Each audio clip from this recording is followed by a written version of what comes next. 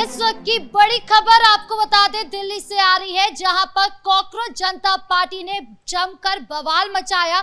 वहीं दूसरी तरफ डिंपल यादव जो उनके समर्थन में उतरी थी, उनको हिरासत में ले लिया गया है। और क्या कुछ अपडेट है बताएंगे आपको। मेरे साथ मौजूद है मेरे सहयोगी नवेंदु जी। सर, सबसे पहले बात करें, कॉकरोच जनता पार्टी जमकर बवाल मचा रही है, क्या है पूरा मामला? देखिए, देश की राजधानी नई दिल्ली में आज इतनी बड़ी साजिश रची गई जिसकी कल्पना किसी ने नहीं की होगी।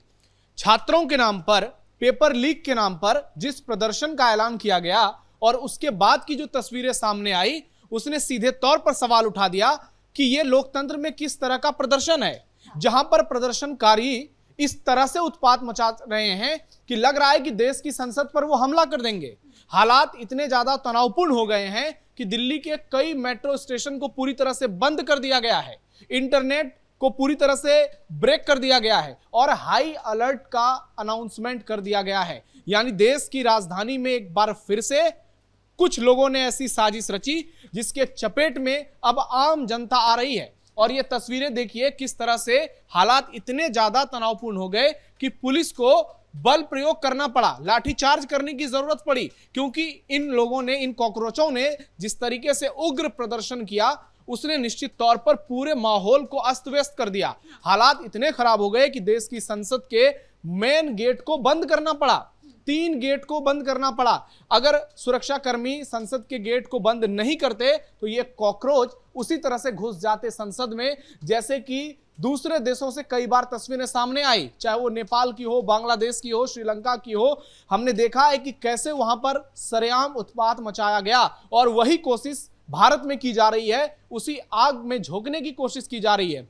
यह प्रदर्शन तब हो रहा है जब सोनम वांगचुक का धरना अनशन खत्म हो चुका है। अभिजीत दीपके ने भी अनशन का ऐलान किया, लेकिन वो भी खत्म हो गया और उनका एक डेलीगेशन सरकार से बातचीत कर रहा है। जेपी नड्डा के साथ उनकी मीटिंग हो रही है। वहीं खबर यह भी आ रही है कि अमित शाह और धर्मेंद्र प्रधान के बीच भी बहुत ही इंपॉर्टेंट मीटिंग चल रही है इन मामलों को लेकर। तो सरकार जब इस मामले का समाधान निकालने की पूरी कोशिश कर रही है, तो इस बीच इस तरह से सरेआम उत्पात मचाना निश्चित तौर पर यह सवाल खड़े करता है, क्या ये वाकई में स्टूडेंट हैं या फिर ये नक्सली हैं? क्योंकि आप देखिए, जो भी स्टूडेंट हैं उनकी संख्या बहुत कम है, लेकिन इसमें बाहरी लोगों की संख्या भी बहुत ज्यादा है।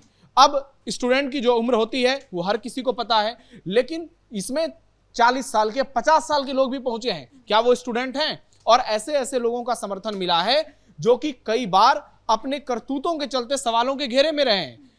उसमें देखिए, आयसा के स्टूडेंट शामिल हो रहे हैं, कई नक्सली संगठन के लोग शामिल हो रहे हैं और जिस तरीके से ये लोग उत्पात मचा रहे हैं, लग रहा है कि भारत से इनकी पुरानी दुश्मनी है। और ये स्थिति इतनी ज्यादा खराब इन लोगों ने कर दी कि राजीव चौक से लेकर जंतर मंतर तक इस वक्त हालात बेहद तनावपूर्ण हैं। भारी संख्या में 10,000 से ज्यादा पुलिस बल वहां पर तैनात हैं और पूरे इलाके को इस वक्त पुलिस छावनी में तब्दील कर दिया गया है। और कई नेता यहां जाने की कोशिश में लगे हुए थे, लेकिन उनको रोक दिया गया है। आज सुबह से ही कई मेट्रो स्टेशन को बंद किया गया था, लेकिन इसके बाद किसी न किसी तरह ये लोग बड़ी संख्या में वहां पहुंचे और शायद सरकार को भी इस बात की आशंका नहीं थी कि ये इतनी बड़ी संख्या में यहां पर पहुंच जाएंगे। और इस बीच डिंपल यादव, ये प्रिया सरोज, इकरा हसन, ये लोग भी इस प्रदर्शन में शामिल हो गई थी और इस तरीके से बवाल मचाया, जिसको देखकर लोगों को लग रहा है कि डिंपल यादव ऐसा कैसे कर सकती हैं, बैरिकेडिंग तोड़कर आगे बढ़ने की कोशिश, कूदकर जाने की कोशिश, जैसे कि अखिलेश यादव कई बार नजर आते हैं। तो इसके बाद पुलिस को इनको हिरासत में लेना पड़ा है और इन सबको हिरासत में लिया गया है, इकरा हसन को भी, प्रिया सरोज को भी, डिंपल यादव को भी, क्योंकि इन लोगों की जो मानसिकता है वो साफ साफ नजर आ रही है कि ये लोग इस वक्त इस आपदा में अवसर की तलाश कर रहे हैं। डिंपल यादव को जब से हिरासत में लिया गया, उसके बाद से अखिलेश यादव काफी भड़के हुए नजर आ रहे हैं। उन्होंने ट्वीट करके यही सवाल पूछा है कि ये लोकतंत्र की हत्या नहीं है तो और क्या है? अच्छा, अगर सुरक्षा व्यवस्था को दुरुस्त रखने के लिए उनको हिरासत में लिया जा रहा है तो लोकतंत्र की हत्या है। और देश की संसद पर इस तरह से हमले करने की साजिश रचना, यह लोकतंत्र के लिए बहुत अच्छी बात है। आप देखिए कि किस तरह से इन लोगों ने उत्पात मचाया है। देश की राजधानी दिल्ली, जो देश का दिल भी है, और राजधानी में जहां संसद भवन है, आसपास पूरा वीआईपी इलाका है और आम जनता के ही प्रतिनिधि इलाके में रहते हैं और जो लोकतंत्र के मंदिर के तौर पर देखी जाती है देश की संसद, उस पर हमला करने के लिए आगे बढ़ना। आप संसद भवन में क्यों घुस रहे थे? क्या जरूरत है इस तरह से वहां पर घुसने की कोशिश करना? समाजवादी पार्टी इतना जोर शोर से इस मुद्दे को क्यों उठा रही है? देखिए, समाजवादी पार्टी इस मुद्दे को इसलिए उठा रही है क्योंकि उत्तर प्रदेश का चुनाव है और अखिलेश यादव को लग रहा है कि इस वक्त खुद को राहुल गांधी से बड़ा नेता साबित करना है। तो डिंपल यादव ने भी मोर्चा संभाल रखा है और सबने देखा था कि अभी कुछ दिन पहले ही सोनम वांगचुक से उनकी मुलाकात भी हुई थी। लेकिन सवाल यह है कि यह प्रदर्शन जो हो रहा है, क्या यह शांतिपूर्ण नहीं हो सकता था? सोनम वांगचुक की पत्नी का सुबह बयान आया कि हम लोग चाहते हैं कि यह प्रदर्शन शांतिपूर्ण हो। अगर शांतिपूर्ण प्रदर्शन था तो ये उग्र कैसे हो गए? क्या छात्रों के नाम पर इसी तरीके से उत्पात मचाते रहेंगे? जब सरकार से आपके लोगों की बातचीत चल रही है, सरकार आपको भरोसा दे रही है, आप एक संगठन बनाओ, एक डेलीगेशन तैयार करो, डायरेक्ट प्रधानमंत्री नरेंद्र मोदी से मिलने के लिए बात कहिए। लेकिन इस तरीके से देश के सबसे महत्वपूर्ण हिस्से को हिंसा की आड़ में झोंकना, क्या यह उचित है? और ये तस्वीरें पुलिस बल को कितनी मशक्कत करनी पड़ रही है। और आप देखिए कि एडवाइजरी जारी की गई है, वहां से बहुत सारे नियम कानून लाए गए हैं। भीड़ को लेकर यह सवाल उठ रहा है कि आखिर एक ट्रक भरकर पत्थर लाने की जरूरत क्या पड़ गई थी? ये कौन से स्टूडेंट्स हैं? वही तो समझ में नहीं आ रहा है कि ये स्टूडेंट्स हैं या फिर ये नक्सली हैं। ये लोग पत्थर लाए थे एक ट्रक भर के। सोचिए, लग रहा था कि किसी बड़े हिंसा की, दंगे की प्लानिंग में थे। ये पत्थर कहां से आए? किसी मस्जिद से आए हैं और कहां से आए हैं, यह भी बड़ा सवाल है। निश्चित तौर पर यह देश के लिए बहुत ही शर्मनाक बात है, लोकतंत्र के लिए, कि हमारे देश के लोग इस तरीके की घटना में शामिल हो रहे हैं और जहां वो पुलिस बल को निशाना बना रहे हैं, देश की संपत्तियों को निशाना बना रहे हैं, देश के नेताओं पर हमले करने की कोशिश कर रहे हैं। और ये कोई पहला मौका नहीं है, कई बार ऐसी तस्वीरें सामने आ चुकी है। जब छात्रों के नाम पर प्रदर्शन शुरू होते हैं और उसका राजनीतिकरण हो जाता है, उसके बाद आगजनी होती है, ट्रेनों को जला दी जाती है, गाड़ियां जला दी जाती हैं और जमकर तोड़फोड़ किया जाता है। एक बार फिर से वही तस्वीर सामने आई है। अच्छा, इन तस्वीरों को देखकर डिंपल यादव ये भी कह रही है कि ना सरकार निष्पक्ष चुनाव करवा सकती है और ना ही निष्पक्ष परीक्षा करवा सकती है, और जो लोग उन पर आवाज उठाते हैं या उसके बारे में कहते हैं, उन्हें उनसे तकलीफ होने लगती है। देखिए, वही तो बात है कि यह प्रदर्शन था पेपर लीक को लेकर, धर्मेंद्र प्रधान के इस्तीफे को लेकर, लेकिन अचानक इसमें इतने मुद्दे आ गए। लग रहा था कि उत्तर प्रदेश के चुनाव का महाभारत देखने को मिल रहा है। तो जब आप प्रदर्शन करने आए हैं नीट पेपर लीक के मुद्दे को लेकर, तो आप शांतिपूर्ण तरीके से मार्च कीजिए।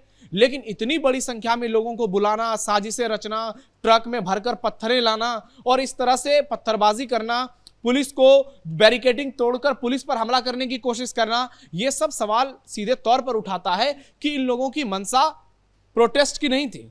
ये लोग कुछ और सोच कर आए थे, ये कोई और खेल खेलने की कोशिश में लगे थे।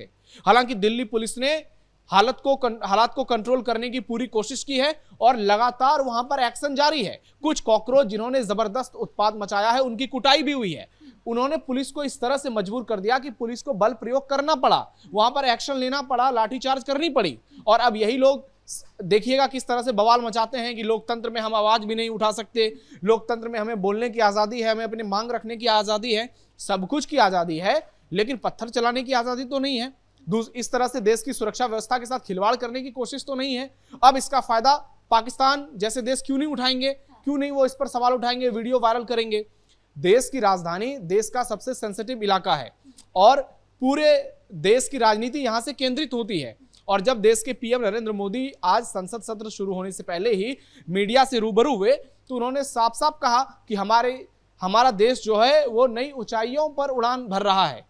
उन्होंने बहुत सारे चीजों का जिक्र किया और बताया कि पिछले एक साल में कैसे देश ने तरक्की की है, और ये कहा कि आज के दौर में युवा जो हैं वो देश को नई ऊंचाई पर ले जा रहे हैं। लेकिन दूसरी तरफ ऐसे युवा भी हैं, आप देखिए ये तस्वीरें, ये किस तरीके से पुलिस को ललकार रहे हैं, लाठियां खा रहे हैं, जानबूझकर सिर्फ और सिर्फ नेता बनने की कोशिश है। सर, क्या ये इस भीड़ की जांच होगी आगे चलकर? निश्चित तौर पर अभी बहुत सारे इसमें एक्शन देखने को मिलेंगे, बहुत सारी गिरफ्तारियां होंगी, क्योंकि अगर शांतिपूर्ण तरीके से प्रदर्शन होता, इतना बवाल नहीं मचता, तो कोई इस पर सवाल नहीं उठाता। लेकिन जिस तरीके से इसमें हिंसा की गई है, उग्र प्रदर्शन किया गया है और पूरे इलाके में इतना भयंकर बवाल मचाया गया है, अब इस पर जांच भी होगी, एक्शन भी होंगे, कई कॉकरोचों की गिरफ्तारी भी होगी और पुलिस अब वहां तक पहुंचने की कोशिश करेगी जहां से इसकी पूरी स्क्रिप्ट लिखी गई है।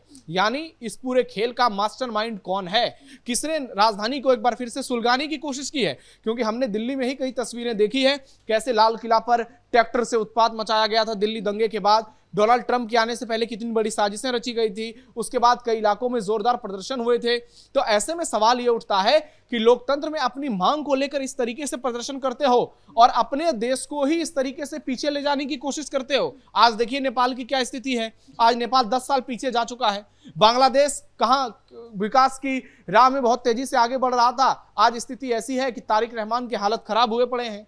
तो ये लोग भारत में भी ऐसी स्थिति लाना चाहते हैं। और आपने कई बार कांग्रेस के नेताओं का बयान सुना होगा कि भारत की स्थिति जो है बांग्लादेश नेपाल जैसी होगी। क्यों भारत की स्थिति बांग्लादेश नेपाल जैसी होगी? भारत की सेना सक्षम है ऐसे नक्सलियों से लड़ने के लिए, ऐसे उग्रवादियों से लड़ने के लिए, और जो इस तरीके से देश को सुलगाने की कोशिश करेगा उसका करारा हिसाब लिया जाएगा और आगे चलकर ये प्रदर्शन की दोबारा हिमाकत नहीं करेंगे। जी, इस मुद्दे पर जानकारी देने के लिए आपका बहुत बहुत धन्यवाद। तो कुल मिलाकर जंतर मंतर से शुरू हुआ ये बवाल अब संसद के बाहर पहुंच गया है, जहां पर भारी बवाल तो देखने के लिए मिला ही, साथ ही अब इस भीड़ की भी जांच होनी शुरू हो गई है कि आखिर ये भीड़ थी कौन सी, क्योंकि इसमें स्टूडेंट्स के साथ साथ कई ऐसे लोग नजर आए तस्वीरों में जिन्होंने उग्र प्रदर्शन करने की कोशिश पूरी तरीके से करी, ट्रक में पत्थर भरकर लेकर आए। अब आगे क्या कुछ जांच में सामने आएगा ये अभी देखना बाकी है। ब्रेकिंग न्यूज पे इतना ही। कैमरा पर्सन अशोक भारद्वाज के साथ मैं राधिका राज।